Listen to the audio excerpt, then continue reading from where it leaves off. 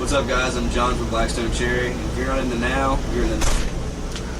So you guys are back here at 98.9's Rockfest again this year. Yeah, man. Finally, we're glad to be back. And it's been a minute since you guys have played here. Yeah, the last feel like forever. We keep going over and doing all the festivals in Europe. Download, Rock and Ring, Rock and Park, Hellfest, Metal Way, you name it. We've been doing all these summer festivals over in Europe. We just haven't been here in the summer to do any of these. And luckily, we were able to work it out to where we can do this festival and a few others, and then we're going over to Hyde Park and Isle of Wight in England later on this year. So nice. We finally got back. Yeah.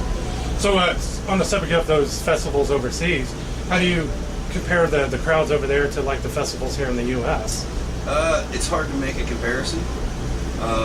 People over there they're true die-hard, hardcore rock fans. They just really are. Like where here you've got like maybe 30% of a city might be rock fans. There it's like 90%. Wow. So it's a very different kind of thing. Not to mention, or not excluding the fact that certain festivals in America have a very similar feeling. Like this festival, for example, and the one in Columbus, the Rock on the Range. Those two are they feel very European because the fans are diehards. But the majority of the festivals in America aren't quite so crazy. Yeah. And especially here with 98.9's Rockfest, these guys know how to sell out a show. No, they definitely do. Yeah. I remember doing this festival a few years ago, and it was so hot, and it was a dust bowl the whole time, which I believe it was a different time of the year. I think it was later in the year. Yeah, I think it was sometime later in the summer, which is I believe the reason why we're able to actually be here this year. They moved it up earlier. Which, thank God for that. It's not actually nice out. It's a little gray, but, yeah. I'd rather be a little cool than so hot you can't breathe. Yeah, exactly. So what's Blackstone Cherry been up to? Are you guys out touring right now? Yeah, we're out with Chickenfoot right now. Nice. Taking a few days off here and there from the tour to go do festivals and the odd show like that every now and then. We've got the festival circuit to do in Europe coming up pretty soon. We just wrapped up a headline tour in the UK, Germany and France and Austria, all of Europe as well. That went really, really well. It sold out in advance, like a month in advance. Wow. 2,500, 3,000 seat rooms. That's amazing. Yeah. We do well over there, thankfully. For some reason, the British people like their Southern rock. Hey, there's nothing wrong with that, man. I'm a big Southern rock fan myself, so. Good. Let's talk a little bit about Roadrunner Records, man. That's, one of the, I would say, top labels now. Oh, yeah, for rock music, definitely. How's everything going with them? You guys got a really good relationship going with them. It's good, yeah. They are now a part of the WIA umbrella, so Warner Electro-Atlantic. So there's a lot more power involved with them and all that, and they just seem to be, tightening everything up and making everything a little more streamlined and ready to go these days. So yeah, it's been really good. We've built a lot of great relationships with people at the label. And it seems like, for some of the labels, a lot of the bands get lost in the shuffle of everything, but with Roadrunner, they kind of make all their bands a priority. Yeah, they seem to really do that, There isn't one band, regardless of how small the metal band or how big of a, rock band like Nickelback. They always try to make sure that they're, putting forth the same effort every time, which is a really good thing to have in that. Now, why did you guys choose to originally sign with Roadrunner? Did you have other labels in We actually did the two band? showcases in one night, and Roadrunner requested a private one. So we did their showcase for them. We got like 5 songs, and then we did what's called a cattle call after that, where we had a bunch of different labels show up. And just Roadrunner really seemed the most genuine. Everybody there spoke to each other. It didn't seem like the kind of place where this guy might talk to this girl for business, but the only way they've ever spoken to each other is through email, even though they're 10 feet away from each other. And they've never actually spoken, in person. It's not one of those things. Like, Roadrunner feels like, labels were back in the day. If guy A needs to talk to girl B, he'll just stand up and holler across the room at her, and that's kind of how their office is set up. Everybody's kind of like in one big area, and everybody has their spot, all that, and then there are the higher up offices, but their doors are like always kicked open, and they're coming out and hollering people and making shit happen the way it should be. Yeah, have you guys been working on any new material? Not just yet. I mean, we're always coming up with ideas and, you know, kind of cataloging them and waiting, you know, but we haven't, like, said, okay, it's time to start writing a new record yet. That won't happen until either later in the year or sometime maybe next year, depending on how our next single does. And on the subject of the next single, have you guys discussed what that's going to be yet? Yeah, Like Our World. It's out now. Just came out. Nice. And what was that a label decision, or did they come to you guys It's as kind of well? like a joint thing, you know. They always throw up their flag, which one they want. Management does the same thing, and you know, sometimes all three will agree, okay, it's the right time for this, and sometimes there's like a little battle over it. But I mean, ultimately, we don't really care as long as we're picking one song on our record to put out. We're happy with it. Now you guys are, you know, radio-wise, you know, lots of stations around the country are big Blackstone Cherry fans. Did that surprise you how radio has picked up on you guys? Because a lot of bands get overlooked by radio. It really has, especially on this new record. It's picked up a lot. I don't know what the reason for it is. I have no idea. I'm grateful for it. Right time. Yeah, right I guess. place. We've had a lot more success on this record than we have in the other one. We've had a couple top 15s. In My Blood went to number 3 on Main Street. Yeah, that's what I was going to say.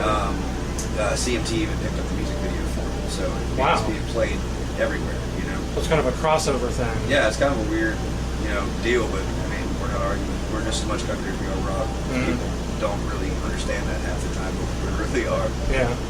Now, kind of on that subject of crossing over to country, doing these like festivals like this, have you guys been paired up with any other artists that are kind of like, wow, that's kind of strange we're on the same bill as Snoop Dogg or something like that? We just did Memphis in May, and Wiz Khalifa headlined. That was kind of strange for us. It was us, and then, let's see, it was the lineup. A couple bands before us, I'm not really sure who they were. And it was us, and then Coheed, Bush, and Wiz Khalifa. Wow. So That's definitely a it was cool. It was interesting very cool. lineup. We've done, there's a festival in Texas called the Red Dirt Roundup that was in across State Rackery. It's their festival. You know, they bring in rock bands and country bands and all that. I mean, Have a big melting pot of you'll have everybody. Blackstone Cherry on one stage and Gary Allen over here, and then maybe Taylor Swift, and then Anthrax. You just never know. Nice. Let's talk a little bit about the last few years. We've had all these social network sites pop up, Reverb Nation, Twitter, Facebook, etc. How has those helped your guys' band, or you know, are you guys a part of those things personally? It's a big benefit for bands these days to have those sites. I mean, even MySpace. You know, MySpace is more music driven now than it ever has been. You know, and then there's Spotify, it's a new thing, and there's just all these different ways of getting your music out there. And there's people. Some people are on all of them. And some people are signed up only to this one, just someone we've heard about, or you know, they're you know, anti-Facebook, so they're just going to do whatever, you know. I mean, there's people like that all over the place. You know? So one way or another, we're at least getting into their house, you know. It's all about, you know, infecting somebody with your music and, you know, getting them to fall in love with it and to follow, you know, carry on, you know, keep digging into it, you know. So regardless of how it gets there, it doesn't matter as long as that happens. Yeah. Now, if we were to open your iPod or Zune or whatever your media player is, you know what the last song you listened to is? What we would say on there? Last song I listened to. I'd say it's probably something on Mumford & Sons. Something on the big Mumford & Sons kid radio. I love those guys. Just picked up a few records the other day, stuff back when I was a kid, when we first started out. Got some Smashing Pumpkins, Smart Lady Keys, Oasis, House of Chains record floating over there. Just some old stuff that we used to listen to. I especially used to listen to. Yeah, those are great albums right there. Thank you. Yeah. No, kind of on the lines of that, if you could only have one album in your collection, what album would that be? Personally, it would be the House of Chains record, Music Bank. It's the best of the box. Yeah. I don't know. I mean, a lot of guys these days are like, they're into Metallica, or they're into like whatever the newest thing is, or they're into something from 1945, and all that's cool. Just for me, I mean, I listen to music from Muddy Waters to Led Zeppelin to Kill Switch to it doesn't matter. Yeah. You know, I listen That's to like me. everything. My favorite artist of all time is Frank Sinatra. That's cool. And if you look at me, I'm all tattooed out. And Right. you listen to Frank Sinatra, I was like, hell yeah, I do. I mean, he's the ultimate musician, you know? Right. I mean, he could get up there and just with his voice captivate an entire arena. Right. And, you know, that's why I drew to that. And Yeah, I mean, like us as a band, we all dig Adele, you know, but we're also all into Aerosmith. Mhm. We're also all into Led Zeppelin. you guys are music fans. Yeah, absolutely. Yeah. You know, we listen to blues and some hip hop and Mhm. you know R&B and all that stuff, man. You know, but for me, Alice in Chains, you know, that's what I cut my teeth on as a kid. So if I was stuck on an island somewhere, I'd spend the day. I've been going through kind of a blues phase right now. I've been into Right. Muddy Waters and you know that whole the old school stuff. And you know, there's a lot of the old guys that I was never introduced to that I'm finding now that Right. I'm like, damn, these guys just smoked it back then. And you know, the recording quality back then was horrible, Yeah. horrible compared to now. And these guys get on their guitar and just make your ears bleed. You gotta It's check so out badass. there was a special Eric Clapton. I can't remember who it was with him. Eric Clapton and somebody else. I can't remember. Did like Robert Johnson covers. Mhm. Went back and like revisited all the tracks that he had, and it took both of them to be able to play and sing everything that he was doing Yeah, he all was at once good. by himself. Yeah. You know, because just an outstanding musician. That's all you can really say about it. I mean, the songs in general, just the songwriting is, I mean, nobody had ever heard of stuff like that. Mhm. You know, especially once you get out of the South. Yeah. Nobody knew what a hellhound was. You know, Crossroads, what's that? Yeah. You know, it was just revolutionary. Mhm. Absolutely. I mean, still to this day, there's people in major cities that don't have a clue. Mhm. You know, but they should. Yeah, definitely. So, what's next for you guys? What's your next stop after today? Tomorrow, I think we're in Boone, Iowa, playing another festival, and then we meet up at Chickenfoot, Detroit, and then from there, I haven't looked far enough. On the subject of Chickenfoot, how's that thing going? And, Man, I and tell you what. how are those guys treating you? They're fantastic. Absolutely, they're great guys.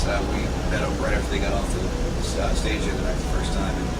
And first thing out of Sammy's mouth was, "Man, you guys kick ass. You want to come by the dressing room and hang out sometime? Just don't knock. Just come on in." You know, just super nice guys. And for all the bands out there, you want to get your ass handed to you, open for Chickenfoot sometime. They will definitely teach you how it's done. Because good Lord, they're some of the most talented guys who've ever been lucky enough to share a stage. Mm-hmm. Absolutely. Me as a bass player, I walked up and watched Michael Anthony for 30 seconds of one song, and I was just like, okay, I just need to hang it up and quit and go home. This is ridiculous. I mean, that guy's out of his mind. Oh yeah. Yeah, but look at the experience he's got under his belt. Yeah, that's very true. I don't think my genetics do not allow me to sing the way that man sings. It just doesn't. It's impossible. It's not going to happen. Yeah. But the way he plays, I mean, he can play anything he wants to. It doesn't matter. It's Yeah. like Joe Satriani. Most people know Joe Satriani as being a guy that plays all this like look at me licks. Mhm. But I mean, you break down and do some blues stuff, and I mean, he's got it. He can play anything, literally anything he wants to play. He's got it. Most guys are like a one-trick pony. Mhm. He is definitely not that guy. He can do anything he wants and do it well. Oh yeah. Well, man, I think that covered everything. I appreciate you taking the time to chat with us today, and especially as busy as you guys are here with Rockfest and all the man, good stuff anytime. going on. So, all right, man, cool.